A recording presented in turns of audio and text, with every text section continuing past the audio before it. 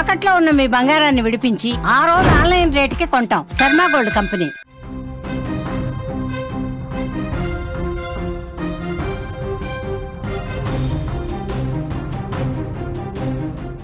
Breaking news చూస్తున్నాం. కరీంనగర్ అత్యాచారం కేసులో కొత్త విషయాలు బయటకు వస్తున్నాయి. పేషెంట్కు మత్తిచ్చి అత్యాచారం చేశాడు కాంపౌండర్.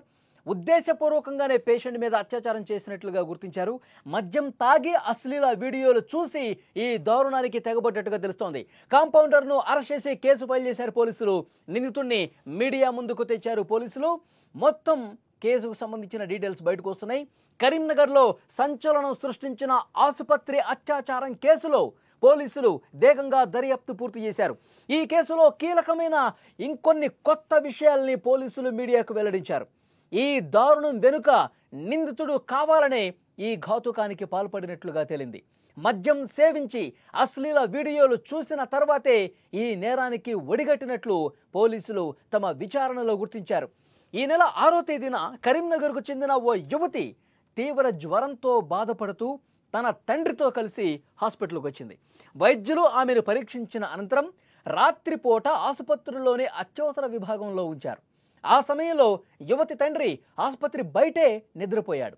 అర్ధరాత్రి వేళ అంటే 7వ తేదీ తెల్లవారుజామున అదే ఆసుపత్రిలో కాంపౌండర్గా ఓటీ టెక్నీషియన్గా పనిచేస్తున్న దక్షిణామూర్తి నిద్రిస్తున్న ఆ యువతి చేతికి మత్తు ఇంజెక్షన్ ఇచ్చాడు. ఆమె స్పృహ కోల్పోయిన తరువాత అత్యాచారానికి పాల్పడ్డట్టుగా తెలుస్తోంది. ఉదయం మెలకువ వచ్చిన తర్వాత ఆ యువతి జరిగిన దారుణాన్ని గ్రహించింది. వెంటనే తండ్రికి విషయం చెప్పింది. బాధితురాలు ఆమె తండ్రి కలిసి వెంటనే పోలీసుల దగ్గరికి వెళ్లారు. ఫిర్యాదు అందుకున్న పోలీసులు వెంటనే కేసు నమోదు చేసి దర్యాప్తు ప్రారంభించారు. నిందితుడు దక్షిణామూర్తిని అదుపులోకి తీసుకున్నారు. మొదట్లో నేను అసలు ఏం తప్పు చేయలా, దక్షిణామూర్తి ముందుగా దబాయించాడు. నాకేం పాపం తెలుసు, నేనేం చేశాను, నాకు అసలు ఏమాత్రం సంబంధం లేదు, వాళ్ళు ఏదో చెప్తే మీరు నమ్ముతున్నారు, నన్ను నిందితుడిగా చూస్తూ ఉన్నారు, ఇది కరెక్ట్ కాదు, నాకు అసలు నేను ఏమీ చేయలేదు అని బుకాయించాడు, దబాయించే పరిస్థితి చేశాడు.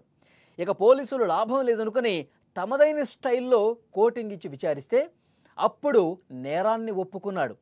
ఘటన జరిగిన రాత్రి తాను మద్యం తాగి అశ్లీల వీడియోలు చూసి ఈ దారుణానికి ఒడిగట్టినట్లు పోలీసులు ముందు ఒప్పుకున్నాడు. చేసిన తప్పంతా ఒప్పుకున్నాడు. ఆ సమయంలో ఏం చేశానో పిన్ టు పిన్ అనేది పోలీసుల ముందు చెప్పేసినట్టుగా తెలుస్తోంది. యువతుల పట్ల ఆసుపత్రుల్లో ఇలాంటి ఘటన జరగటం పట్ల ప్రజలు ఆందోళన చెందుతున్నటువంటి పరిస్థితి ఉంది. మొత్తం పోలీసులు చాలా సీరియస్గా ఇన్వెస్టిగేట్ చేసి అతన్ని చాలా అంటే మామూలుగా కాదు, ముందు చాలా దబాయించాడు, నాకేం తెలియదని. కానీ పోలీసులు ఎలా రాబట్టాలో తెలుసు కదా, ఆ స్టైల్లో అడిగితే మొత్తం ఒప్పేసుకున్నాడు. తాను ఏం చేశాడు, మద్యం ఎక్కడ కొన్నాడు, ఎప్పుడు తాగాడు, తర్వాత ఆసుపత్రికి వచ్చి ఏం చేశాడు, ఇవన్నీ కూడా చాలా క్లియర్గా ఆసుపత్రికి వచ్చి అక్కడ ఆమెకు మత్తు ఇంజెక్షన్ ఇచ్చిన తర్వాత మద్యం తాగిన తర్వాత అశ్లీల వీడియోలు ఫోన్లో చూసి ఆ తర్వాత ఈ దుర్మార్గానికి ఒడిగట్టినట్టుగా పోలీసుల విచారణలో మొత్తం ఒప్పుకున్నాడు.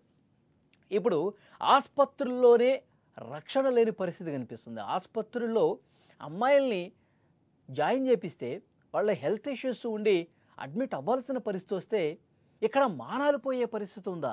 ఇంత దుర్మార్గంగా ఆసుపత్రుల్లో పరిస్థితులు ఉన్నాయా? ఇప్పుడు మత్తు ఇంజెక్షన్ ఇచ్చిన తర్వాత ఈ దుర్మార్గం చేశాడు. ఉదయాన్నే ఆమెకి ఏదో అనిపించింది, అట్లా ఏదో దారుణం జరిగిందని చెప్పి అనిపించి పోలీసులు కంప్లైంట్ చేసింది. ఎందుకంటే ఆ మత్తులో ఉంటుంది కదా, కొద్దిగా తెలుస్తోంది ఆమెకి. అసలు ఇలాంటి వాళ్ళు ఎంతమంది ఉండొచ్చు? చాలామందికి తెలియకపోవచ్చు, కానీ తెలిసిందే కాబట్టి ఇది బయట ప్రపంచానికి సమాచారం వచ్చింది. ఇప్పుడు ఆమె పోలీసులు కంప్లైంట్ ఇచ్చింది కాబట్టి బయట ప్రపంచానికి తెలిసింది ఈ దుర్మార్గాలు, దారుణాలన్నీ. కానీ బయటికి చెప్పలేని వాళ్ళు ఎంతమంది ఉన్నారు, అసలు గుర్తించలేని వాళ్ళు ఎంతమంది ఉన్నారు. అతడు ఎన్ని రోజుల నుంచి ఈ విధంగా ఆసుపత్రిలో అడ్మిట్ అయినటువంటి లేడీ పేషెంట్ల మీద ఈ విధంగా చేస్తూ ఉన్నాడు. ఇవన్నీ కూడా ఇప్పుడు ఇన్వెస్టిగేషన్లో బయటికి రావాల్సిన అంశాలు. ఆడపిల్లల కుటుంబ సభ్యులు ఆవేదనతో ఉన్నారు. ఈ ఆసుపత్రుల్లో మేము ఎన్నోసార్లు, ఆ చుట్టుపక్కల ప్రాంతాల వాళ్ళు కూడా ఇప్పుడు చాలా ఆందోళనలో ఉన్నారు. మా పిల్లల్ని ఎన్నోసార్లు ఇక్కడ జాయిన్ చేయించాము, ఇక్కడ ట్రీట్మెంట్ తీసుకున్నాం, ఈ ఆసుపత్రుల్లో ఇంత దుర్మార్గమైనటువంటి డాక్టర్స్, కాంపౌండర్స్ ఉన్నారా? ఇంత దారుణంగా మాన ప్రాణాలు ఆడుకునేటువంటి వ్యక్తులు ఉన్నారా ఇందులో అని చెప్పి భయపడిపోయే పరిస్థితి ఉంది. సో చాలా సీరియస్గా యాక్షన్ తీసుకోవాలని చెప్తున్నారు. నిజంగా ఆసుపత్రుల్లో ఇంకా ఎవరైనా ట్రీట్మెంట్ కోసం రావాలంటే భయపడే పరిస్థితి ఉంది. ఇక్కడ నిజంగా రక్షణ ఉందా ఆడవాళ్లకు ఆసుపత్రులు అంటే ఒక దేవాలయంగా చూస్తారు. వైద్యం చేసేవాళ్ళంటే దేవుళ్ళుగా చూస్తారు.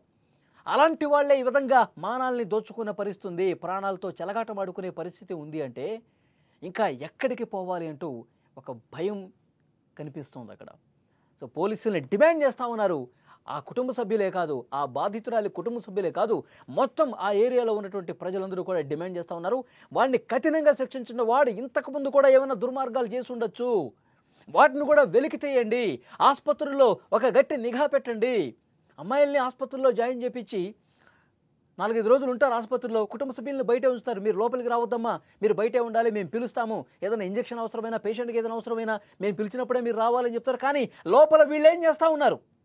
ఇది నిశితంగా గమనించాల్సినటువంటి విషయం. ఆసుపత్రుల్లో మహిళలకు సంబంధించి, అమ్మాయిలకు సంబంధించిన రక్షణ ఉండాల్సినటువంటి అవసరం ఉంది.